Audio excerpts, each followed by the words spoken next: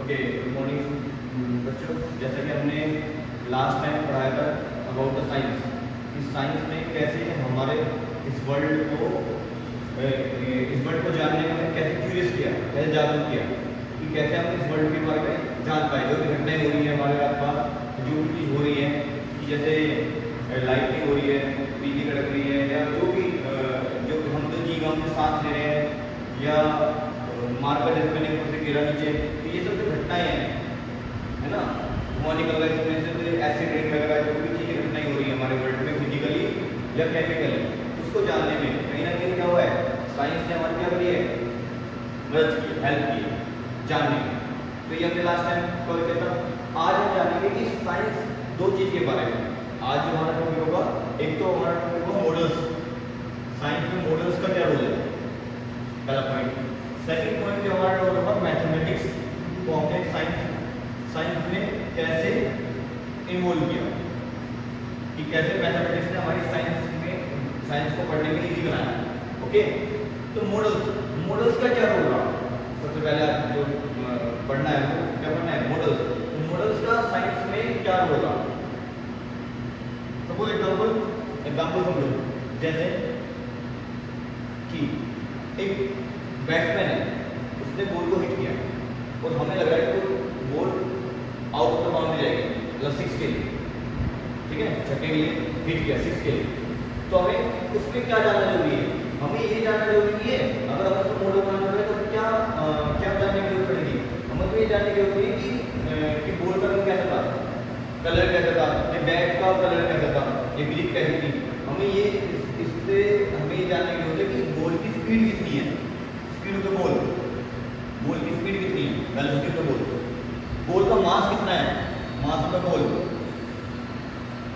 Okay, जो relevant important जो topic है, जो इंपॉर्टेंट जो चीज है, वो जानने के लिए वो जाननी जरूरी है। ये जाननी है बॉल का रंग कैसा है, बैट का रंग कैसा है। ओके, क्योंकि हम बॉल को हिट कर रहे हैं, तो अगर हम इसको मॉडल बनाएंगे साइंस में, साइंस कैसे ही बना रहा है इसको मॉडल के थ्रू, तो क्या क्या चीज देखेंगे हम ये देखेंगे बॉल की कितनी स्पीड से हिट हुई, मतलब बॉल का कितनी स्पीड से बॉल गई। दूसरा पॉइंट हम क्या देखेंगे, बॉल का मास कितना है, कितनी हल्की बॉल होगी तो ज़्यादा हो सकता है वो बाउंड्री को क्रॉस कर जाए, बॉल ज़्यादा भारी होगी तो क्या पता हमारा इतना हिट ना लगे कि बॉल क्रॉस ना करे। तो हम इन चीज़ को इन पैमाने पर उसको नापेंगे, तब जाकर उसको मॉडल बनाएंगे। तो अननेसेसरी चीज़ें उसको हटा देंगे, like colour of the ball, like bat का कलर, लाइक सब चीज़ हो गई तो रिमूव कर देंगे। तो हम क्या देखेंगे, उसमें देखेंगे बॉल की स्पीड कितनी है, कितने यूनिट ने बीट किया है, मास ऑफ द बॉल। तो क्या देखो, तो इस पर्पज से हम कह सकते हैं कि मॉडल के थ्रू साइंस को हमने क्या बना दिया, इजी बना दिया। Point clear. इसके और एग्जांपल मान लो एक कार चल रही है ऑन द रोड, तो उस कार को रिप्रेजेंट करने के लिए हमें देखना उस कार का कलर कैसा है, उसके टायर कैसे हैं, तो हम उस कार को रिप्रेजेंट करने के लिए जाएंगे, जो हमारे लिए इंपॉर्टेंट है वो लेंगे। हम क्या लेंगे, बस एक पॉइंट लेंगे, क्या लेंगे, एक पॉइंट। कार को रिप्रेजेंट करने के लिए हम एक पॉइंट से उसको रिप्रेजेंट करेंगे। ओके, कार को हम इस एक पॉइंट से उसको रिप्रेजेंट करेंगे, इतना ही हमारे लिए इंपॉर्टेंट है। मेन इंपॉर्टेंट क्या है, मेन इंपॉर्टेंट कार नहीं है, मेन इंपॉर्टेंट उसकी स्पीड, उसने कितना डिस्टेंस ट्रेवल किया, उसने कितना टाइम लिया उस डिस्टेंस को कवर करने के लिए, वो इंपॉर्टेंट है। ठीक है, फिर तो पता लगा कि कितनी जल्दी वो बोलेगा, मतलब अपनी जो डिस्टेंस कवर गई। तो what is important, what is important, तो these things are important, not the colour of the car, not the colour of the ball.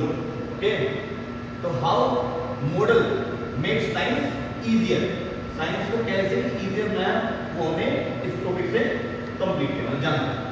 Okay, now we will move to the next topic, mathematics. Mathematics का क्या role है, mathematics का क्या हमारे इसमें role है science में, science को इजी बनाने में। तो मॉडल सबको क्लियर हो गया बेटा, मॉडल क्लियर हुआ। Now we move to the mathematics. Mathematics में क्या रोल है, तो मैथमेटिक्स में जैसे कि हम मान लो इक्वेशन बतानी है मोशन की, इक्वेशन ऑफ मोशन, तो उसमें मैंने इक्वेशन लिखी v = u + at। तो इस इक्वेशन से मैं ये पता लगा सकता हूँ कि कितनी हमारी फाइनल वेलोसिटी, कितनी इनिशियल वेलोसिटी, कितना मान लो एक्सेलरेशन हमें दे रखा है, टाइम दे दिया, इनिशियल दे दिया, तो भी पता लगा सकते हैं मोशन, मतलब कितनी वेलोसिटी हमारा ऑब्जेक्ट मूव कर रहा है। ओके, कितनी वेलोसिटी हमारा ऑब्जेक्ट मूव कर रहा है, तो वो हम उससे पता लगा सकते हैं। s = u + यहाँ पे टी स्क्वायर लिख दिया। तो अगर ये मतलब कि न्यूमेरिकल अगर साइंस में ऐड हो गई, न्यूमेरिकल मतलब मैथमेटिकल पार्ट, अगर न्यूमेरिकल पार्ट ऐड हो गया तो उसने साइंस को हर्डल कर दिया। हर्डल मतलब कठिन बना दिया। नोट, कठिन नहीं बनाया, उसको और इजी कर दिया। कैसे इजी किया? मान लो अगर सपोज एग्जांपल समझ लो कि हमें मान लो ऑब्जेक्ट का मोशन देखना है कि किस तरह ऑब्जेक्ट मूवमेंट कर रहा है, तो हमें पता है कि किसी ऐसे मान लो डिस्टेंस निकालनी है। मेरी स्पीड अभी u है 2 मीटर पर सेकंड, टाइम है 5 सेकंड, एक्सेलरेशन है 2 मीटर पर सेकंड स्क्वायर। तो इस इंफॉर्मेशन से मैं पता करता हूँ कितना डिस्टेंस ट्रेवल करेगी, कोई हमारा ऑब्जेक्ट कितना डिस्टेंस ट्रेवल करेगा। तो ये मैथमेटिकल इक्वेशन ने क्या करा, साइंस को मैं क्या कर दिया, इजी कर दिया। तो साइंस को इजी करने में मैथमेटिक्स का भी रोल है। ये हर्डल नहीं है, बच्चे समझते हैं कि न्यूमेरिकल आ गए तो न्यूमेरिकल से क्या होगा, तो साइंस थोड़ी और हार्ड होगी, मैथमेटिक्स घुसने में, है ना, मैथमेटिक्स एंटर कर गया। No, it makes science easier, not hard.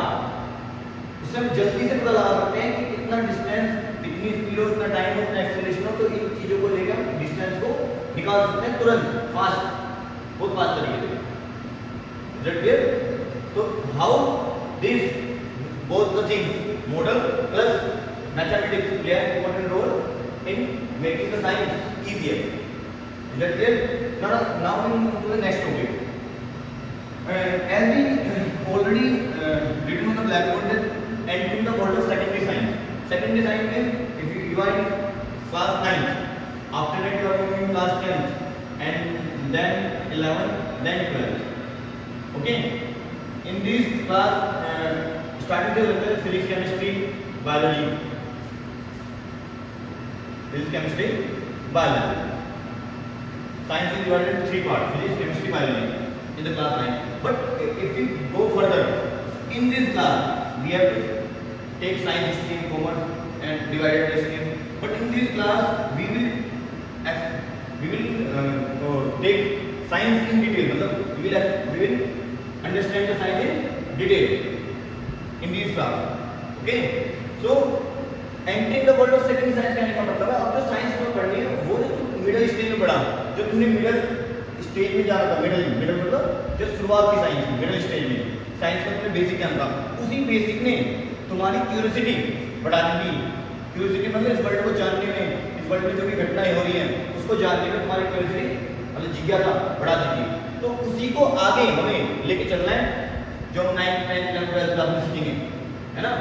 तो उसी को बोलते हैं entering the world of secondary science. Secondary मतलब साइंस को और एक्सप्लोर करना by using ideas, observation, experiment के थ्रू और जानना साइंस के बारे में। उसको बोलते हैं कि हम अब थोड़ा नए तरह की साइंस और नई जो बेसिक है हमारा उससे ऊपर उठ के एडवांस साइंस पढ़ेंगे, थोड़ा और उसको बारे में जानेंगे by experiment, by observation, by theories. Okay, उसके बारे में जानेंगे। जैसे कि अगर हम बात की जाए 3 चीजों के बारे में, सेकेंडरी तुम इसमें पढ़ोगे सेकेंडरी साइंस में, एक तो तुम पढ़ोगे लॉज के बारे में जो तुमने अभी तक नहीं पढ़े, लॉज, नियम, जैसे न्यूटन लॉ हो गया, Newton first law, second law, third law. Second तुम जानोगे थ्योरी के बारे में, और थर्ड तुम जानोगे प्रिंसिपल के बारे में, प्रिंसिपल्स, सिद्धांत, लॉज, थ्योरी, प्रिंसिपल। अब लॉज क्या है? जो नेचर में तुम्हें पैटर्न दिखाई दे, नेचर में जो तुम्हें पैटर्न दिखाई दे वो होता है लॉज। अब एग्जांपल समझो, एक बस में तुम खड़े हो, बस चल रही है बहुत तेज स्पीड से, एकदम बस वाले ने क्या लगाया, आगे ट्रैफिक हुआ या कुछ भी हुआ, बस ने क्या लगा दिया, ब्रेक लगा दिया, तुम कहाँ गिरते हो, आगे तरफ पीछे तरफ, बताओ। बस तो रुक गई, अब तुम्हारे पैर क्या है, मोशन में है। पहले बस मोशन में थी, बस तो रुक गई, तुम्हारे पैर तो मोशन में रहेंगे, बस तो मेरे पीछे हम क्या पड़ेंगे, आगे की तरफ क्या पड़ेंगे, चल लगेगा, झटका लगेगा आगे की तरफ। ठीक है, तो ये जो तुम पैटर्न समझ में आया, ये तुम पैटर्न दिखाई, तो ये फिजिकली नेचर में दिखाई दिया। इसी फिजिकल पैटर्न को साइंटिस्ट ने देखा और उस पे क्या बना दिया, लो बना दिया, लो।